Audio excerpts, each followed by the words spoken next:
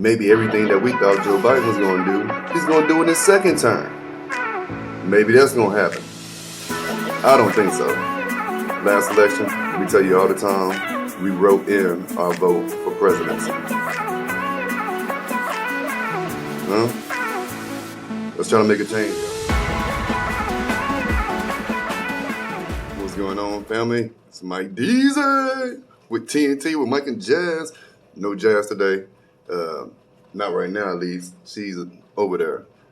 She's doing something else right now. So you just got me, the man Mike D, and came across this article that actually came out. Let's see. This article actually came out on August 18th, 2016. Yeah, going back a couple of years. And it was written by a Miss Erica L. Coleman.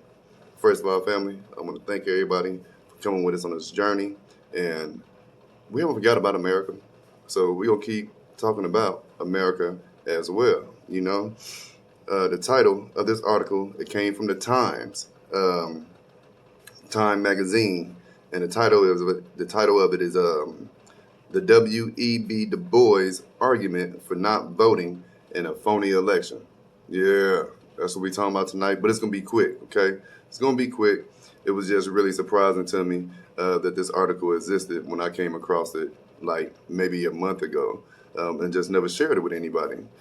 So I would like everybody to go read the article yourself. You know, it's the Time article. It's by Erica with an A-R-I-C-A, L. Coleman, and it was written August 18th, 2016. We all know what happened in 2016. So in this article, it talks about basically the argument that W.E. Du Bois used for not voting in a phony election. So hopefully you read it yourself. I'm going to read a little bit to you just to bring it to your attention, okay? I can go down to this middle part right here. It's a guy by the name of Eddie Glaude. That's G-L-A-U-D-E, like Claude, but Glaude, chair of the Department of African American Studies at Princeton University, who's written for the Time that his values are informed by the quest for economic and racial justice. He wants a president who fundamentally transformed the circumstances of the most vulnerable in this country, and also believes that the Democrats have failed miserably in addressing these issues, okay? So, that's what we're talking about. He said, Mr. Eddie Glaude, he actually said, like so many other people, he will leave the ballot for the president blank. And that's just to show that, yeah, I'm black. Yeah, I voted. And no. I'm not voting for the Democratic president this time. And then at one point, he gets to it and he says, enough is enough. By 1956, Du Bois said enough. Okay? He voted Republican once. Voted in 1920. He voted for a Republican in 24. He voted for a progressive in 1928. A socialist in 1932, Democrat Franklin Roosevelt. He voted for him as well. He returned to the North after teaching in the South from 1934 to 1944, where he joined the Progressive Party, voting for nominees Henry Wallace and Vincent Hallinan, I don't even know how to say his name, in 1946 and 1952, respectively. But in 56, he said, that's it, man. That's it. So you just can't do it. And he says he believed that the rematch between the Republican, Dwight Eisenhower, and Democrat, Adlai Stevenson, was a contest of one evil party with two names, and it will be elected, despite all I can do or say. Democracy is dead in the United States. The eminent scholar anticipated his critics' responses to his decision to not vote, asserting, is the refusal to vote in this phony election a counsel of despair? No, it's dogged hope. It is hope that if 25 million voters refrain from from voting in 1956 because of their own accord, this might make the American people ask how longer this dumb farce can proceed, even without a whimper of protest. So, Eisenhower won that year by a landslide, carrying 41 states and 57% of the vote in the two-party political system. And yet today, many Americans, irrespectively of party affiliation, have again said enough. Despite the criticism, the view that the right not to vote as a democratic exercise of conscience that reimagines a politics unchanged from the mere act of casting a ballot. Okay? There is a lot. There's a lot in this article. W.E. Du Bois, he actually goes through and he says, from Reconstruction to the turn of the 20th century, Republicans had courted black voters, which had guaranteed the party's political dominance. But when Theodore Roosevelt dodged the Negro question at his Bull Moose Convention in 1912, Du Bois and other black leaders encouraged the black electorate of 500,000 to cast their ballots for Woodrow Wilson. According to Du Bois' biographer, David Wilson, he hinted that his aspiring leadership, the Democratic Party and the African American, could come find a modest vivendi. I see that as common ground and a way to work together. The big thing is, what happened next is Woodrow Wilson, within 6 months of taking office, he had segregated the federal civil service workers under his administration. Many blacks lost their jobs. Sounds like what's going on right now. And Du Bois, he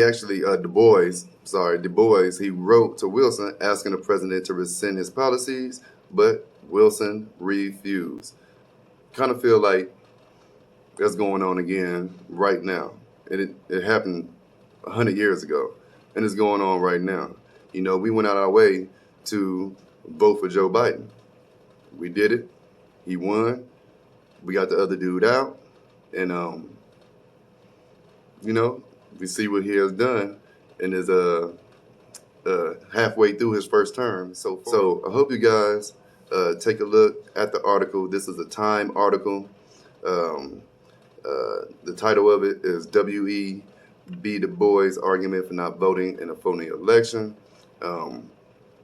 It's a quick read. I could have read the whole thing to you in like 6, 7, 8 minutes, something like that. But it's a good read, and it's actually old information, man. It's old information. So definitely vote for your judges and things like that. But there's a better way to show that we can combine. He did it with 500,000 people. You know, it got to be more than 500,000 people who are thinking the same way. Why vote in a phony election? People are the same party, and it's the lesser of two evils, you know? That's what's going on. It's from your man, Mike Deasy. You know, don't do these too much. But I can, you know, it could happen. I just wanted y'all to take a look at that. A lot of people know about W.E.B. Du Bois more than I do. A lot of people know more about Booker T. Washington more than I do, you know. So educate me a little bit on what's actually going on. So take a look at it. It's a real quick read. The main thing that I got from it is that W.E.B. Du Bois got 500,000 people to vote a different way. And then a bunch of unanticipated things happened when he thought that it was going to be a joint effort, when really pretty much just shut out. Pretty much just got shut out. Sorry for not looking at the camera. See, the camera's over there. But hey, it's your man Mike Deasy. I'm in here. Just wanted to make a quick video for you. Haven't forgot about America. Hey, let's not forget about America, because they've done this before. Much love, all the family. And thanks for coming with us on this journey.